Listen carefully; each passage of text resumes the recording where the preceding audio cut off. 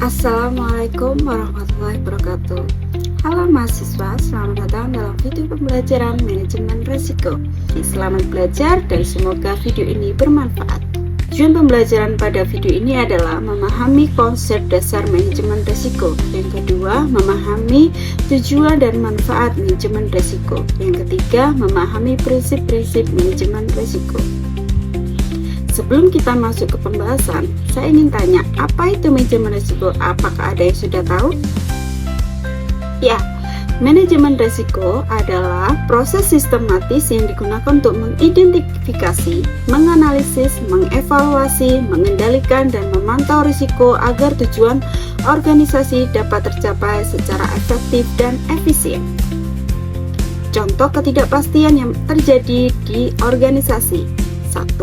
Bisa harga bahan baku naik. 2. Karyawan mengalami kecelakaan kerja.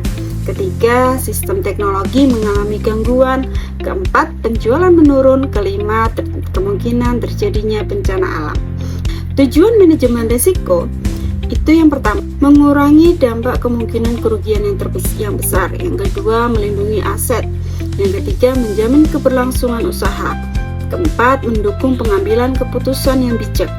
Yang kelima, meningkatkan efektivitas organisasi, meningkatkan kepercayaan pemangku kepentingan. Ada beberapa manfaat untuk manajemen risiko. Yang pertama, bagi organisasi atau perusahaan. Yang tadi saya sudah jelaskan, yaitu melindungi aset, menjaga keberlangsungan usaha, jaditas pengambilan keputusan, mengurangi kerugian, meningkatkan kepercayaan stakeholder. Bagi individu, jadi risiko itu tidak hanya terjadi pada suatu organisasi, tapi juga bisa terjadi pada individu. Jenis risiko di suatu perusahaan. Yang pertama namanya risiko operasional. Itu adalah kegagalan proses manusia maupun sistem. Jadi dua, ada risiko keuangan. Yang ketiga itu adalah risiko strategis. Yang keempat, risiko kepatuhan. Pelan terakhir, risiko reputasi. Tahapan manajemen risiko yang pertama yang bisa kita lakukan yaitu identifikasi dulu. Jenis-jenis resiko yang kita hadapi sekarang itu apa? Harus diidentifikasi terlebih dahulu. Yang kedua yaitu dianalisis, dampaknya besar, probabilitasnya besar atau kecil, efeknya bagaimana, itu adalah analisis risiko. Selanjutnya dievaluasi, setelah itu adalah strategi mitigasi risiko. Terakhir monitor dan evaluasi lebih lanjut. Terus di sini saya mengambil dari gangguan sistem mobile banking pada bank syariah. Ini terjadi di tahun 2003 di 2024 ya. Dari kasus tersebut kita harus melakukan tahapan-tahapan dari manajemen risiko. Yang pertama, evaluasi risikonya. Oh, ternyata dari kasus tersebut diidentifikasi ada 3 kemungkinan risiko yang terjadi. Yang pertama yaitu risiko operasional akibat kegagalan sistem, yang kedua risiko reputasi akibat ketidakpuasan nasabah, yang ketiga risiko keuangan akibat penurunan transaksi. Selanjutnya kita ketahui dulu penyebabnya dari risiko tersebut apa. 1 yaitu kurangnya pengujian sistem yang mungkin belum maksimal dalam implementasinya. Yang kedua, tidak adanya sistem cadangan atau backup sistem. Yang ketiga, kelemahan dalam manajemen proyek migrasi data, karena kan dulu adalah peralihan ahli ke merger bank syariah. Yang keempat yaitu kurangnya koordinasi antar vendor, tim internal. Nah, solusinya bagaimana? Ini adalah strategi mitigasi risiko. Solusinya yang pertama adalah backup server, yang kedua disaster recovery plan, yang ketiga monitoring sistem 24 jam.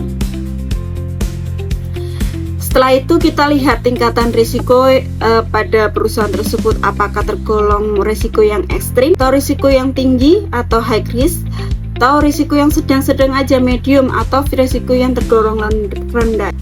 Nah, strategi yang kita bisa ambil yang pertama yaitu menghindari risiko tersebut. Yang kedua, mengurangi risiko tersebut agar tidak terjadi kerugian yang signifikan.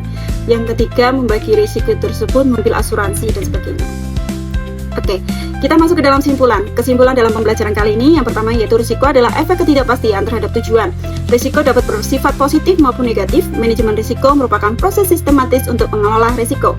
Tujuan utama manajemen risiko adalah melindungi organisasi dan mendukung pencapaian tujuan. Yang terakhir, manajemen risiko yang efektif membantu organisasi menjadi lebih tangguh dan berkelanjutan. Tidak lupa, integrasi dari tercantum dalam surat Al-Hasyr ayat 18 yang berbunyi, "Wahai orang-orang yang beriman, bertakwalah pada Allah, dan hendaklah setiap orang yang memperhatikan apa yang telah diperbuat untuk hari esok." Ini jelas ya, bahwa Allah menghendaki untuk kita merencanakan apa yang kita kerjakan di hari esok. Dengan apa? Dengan manajemen risiko. Terima kasih atas pembelajaran kali ini. Semoga apa yang saya sampaikan dapat bermanfaat bagi kalian semua. Akhir kalam, wassalamualaikum warahmatullahi wabarakatuh. Sampai jumpa pada pembelajaran berikutnya.